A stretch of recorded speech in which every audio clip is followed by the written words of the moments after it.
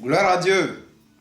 Je vous salue frères et sœurs dans le nom précieux du Seigneur Jésus. Pour le message d'aujourd'hui, alors nous allons prendre la Bible. Mais avant tout, il est bon que nous mettions à l'abri, c'est-à-dire en sécurité, toutes les bénédictions que le Seigneur Jésus nous donne. Oui, pour qu'on puisse en profiter largement. Oui. Alors c'est pourquoi je vais vous parler de Judas Iscariote contre Jésus. Dans le livre de Matthieu, chapitre 26, versets 14 à 15. Sur le thème, la porte d'entrée du diable dans la vie de Jésus. Nous allons lire la Bible, Matthieu, chapitre 26, versets 14 à 15. Tu as trouvé? Alors, l'un des 12, appelé Judas Iscariote, alla vers les principaux sacrificateurs et dit: que voulez-vous me donner et je vous le livrerai? Et ils lui payèrent 30 pièces d'argent. La porte d'entrée du diable dans la vie de Jésus. Nous sommes ici, bien-aimés frères et sœurs, en Israël. Alors voici une situation qui se passe. Oui. La porte d'entrée dont il s'agit ici, concernant le thème, c'est Judas Iscariote qui est la porte d'entrée. C'est par lui que le diable a passé pour envoyer Jésus à la croix, pensant qu'il faisait du bien, ou il faisait du mal. Alors cette porte d'entrée, nous allons la voir, comment elle se manifeste dans la vie courante. Parce que finalement, le diable s'est saisi de cette méthode-là pour attaquer les enfants de Dieu. S'il a pu avoir Jésus par cette porte, ce n'est pas nous qui va avoir, qui ne peut pas avoir. Oui, et c'est ce que nous allons voir. Généralement, la porte d'entrée du diable, c'est le péché.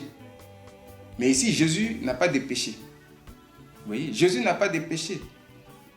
Et quand même, le diable est arrivé à la voir. Mais cette porte-là, qui l'a mis là, c'est Dieu lui-même qui a mis cette porte en place. Oui, pour que le plan du salut puisse s'accomplir. Oui, dans la vie de ses enfants. Sinon que c'est très difficile. D'aller à la croix, c'est très, très, très difficile. Donc c'est une grande stratégie que le diable utilise contre nous. Oui, et nous allons voir ça. Très difficile d'aller à la croix parce que Dieu le Père, oui, il savait déjà que à l'instant où le moment va arriver, la chair est faible. C'est ce que Jésus même a dit. Au verset suivant, au verset 41, il dit: veillez, l'esprit est bien disposé, mais la chair est faible. Et Jésus m'a prié 3 fois. Il a dit, si c'est possible, il a dit: Père, si c'est possible que cette coupe s'éloigne de moi. Non pas ce que je veux, mais ce que tu veux. Et il a prié 3 fois comme ça. C'est-à-dire que déjà même, bon, Jésus qui est Dieu 100%, homme 100%, le côté homme a déjà repoussé cette coupe. Voilà. Si Dieu n'avait pas ouvert cette porte sur lui, pour qu'il parte forcément à la croix, il allait jeter l'éponge. Donc c'est très dur, ce n'est pas facile. Donc cette porte-là, le diable utilise ça contre nous et il réussit beaucoup d'espoir. Comment ça se manifeste? C'est ce que nous allons voir. Nous allons lire la parole de Dieu. Alors l'un des 12, appelé Judas Iscariote, l'un des 12, vous voyez, mais qui a mis Judas dans les 12? C'est Dieu le Père. Donc Judas était déjà dans la maison de Jésus. Et le mot Judas Iscariote, Judas même est la tribu de Judas, le 4e fils de Jacob. Et Jésus aussi est la tribu de Judas. Donc ils sont parentés là, le sang proche. Et Iscariote est une ville de la tribu de Judas, pour nous dire que Judas est parenté à Jésus. C'est le sang commun, c'est le même sang. C'est son frère. Vous voyez? Donc cette porte-là, c'est Dieu qui l'a mise là. Voilà le danger. Il est avec lui. Et pendant qu'il parlait ici, déjà c'est l'esprit de trahison qui est rentré en lui. C'est avant cette scène, avant la Pâque. Dans ce temps-là, Jésus va célébrer la Pâque avec eux et il va créer la Sainte Seine, qu'on appelle la communion qu'on prend. Et c'est à ce moment-là, Jésus va dévoiler tout ça. Il voyait ça, c'est un Dieu. Et il va donner le pain à Judas et Satan maintenant va rentrer. Alexandre, c'est le démon de trahison. Ici, il s'approchait, on dit qu'est-ce qu'il a fait? Judas Iscariote alla vers les principaux sacrificateurs. Les principaux sacrificateurs se présentent comme des sorciers. Judas est le rôle, celui qu'on a envoyé, celui qui joue le rôle de devant. Et dit, que voulez-vous me donner? Vous voyez? Et je vous le livrerai. Ils lui payèrent 30 pièces d'argent. Il a vendu Jésus à 30 pièces d'argent. Oui, c'est pour dire quoi? Que cette porte d'entrée est très efficace dans la vie des enfants de Dieu. Oui, dans la mesure où la personne est dans ta maison. Vous voyez? Quand Dieu nous bénit, nous sommes bénis, les gens sont grandement bénis, à la maison, il va y avoir forcément des étrangers. Dans ta maison, il y a des gens qui vont venir.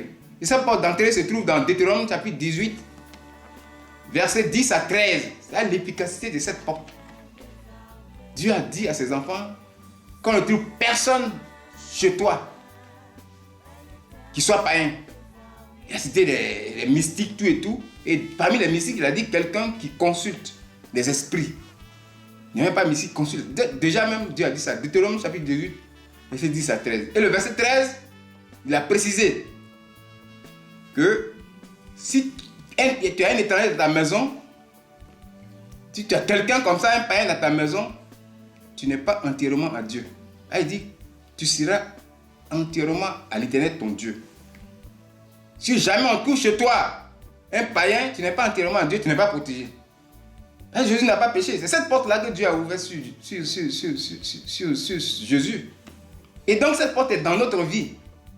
Elle est dans la vie de chacun de nous. Dieu t'a béni. Les richesses sont là. Bien aimé, tu vas forcément avoir dans ta maison des personnes. Soit même la cuisinière, ceux qui sont là pour la nourriture, ceux qui sont là pour les techniciens de surface, pour nettoyer la maison, repasser tes habits, ceux même qui sont très riches, ceux que Dieu a bénis, qui ont de grandes richesses, ceux qui sont dans l'opulence, ceux qui sont dans des entreprises, qui gèrent des grosses entreprises. Des fois, ils ont chez eux-mêmes un comptable pour gérer les entrées-sorties d'argent. Donc voilà, tout ce monde est dans ta maison. C'est un danger. Il faut t'isoler. Une fois ils sont dans la maison, le diable va les utiliser. C'est une porte d'entrée qui est efficace. Ce n'est pas un péché d'avoir ces gens, mais c'est un mal. Voilà, c'est un mal, tout simplement. Comme la colère. La colère n'est pas un péché, mais c'est un mal. Le diable utilise ces portes. Donc faisons attention. Faisons attention à ceux qui sont chez nous, à la maison. C'est une porte très efficace. Le diable va les prendre. Ou bien fais attention à un parent, à une fille, un enfant ou bien un garçon que tu dois prendre, le mettre chez toi à domicile. C'est très dangereux. C'est dangereux encore pour les enfants qui grandissent à partir de 20 ans. Voilà, à partir de 20 ans, ça devient dangereux. Parce que Dieu considère que l'enfant, à partir de 20 ans ou plus, il considère ses péchés. Ça devient dangereux pour nous. Et cette porte-là, il faut qu'on la ferme. La parole est venue. Ça ne peut se fermer que par la parole ou bien par l'utilisation chez nous ici des éléments que nous avons. Il faut les mettre partout dans l'eau, à chaque fois. Partout dans l'eau. Il faut les mettre partout. Si tu sais que quelqu'un comme ça est avec toi, c'est ton fils ou qui que ce soit, il faut les mettre partout. Le sang de Jésus partout. Dans ses vêtements. Partout. À son absence, tu fais tout. Sinon que tu es forcément en danger. Il va tout faire pour te faire tomber. Beaucoup d'hommes de Dieu, des enfants de Dieu sont tombés à partir de cette pratique-là. Oui, ils n'ont pas fait attention. Ils ont mis dans leur maison, dans leur équipe, des enfants du diable. Et le diable les a eus. C'est une porte très efficace. Frères et sœurs, faisons attention.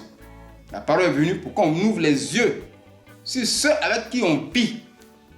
Surtout si c'est un parent, là ça devient encore très efficace. Oui, les gens du même sang. Parce qu'un enfant de Dieu qui marche dans la volonté de Dieu, qui a une vie propre, il est difficile que le sorcier puisse l'atteindre à distance. Oui, le malheur atteindra souvent le juste, mais l'Éternel en délivrera. Mais si tu vis dans le péché, ça ne peut pas marcher. Dieu va te délivrer. Si tu es dans cette porte, ce n'est pas facile. Vous voyez? Ce n'est pas facile que Dieu te délivre. Ni le juge va tomber, mais il va se relever. Ce n'est pas facile. Si tu es dans cette porte, il va t'avoir. Il va te faire du mal.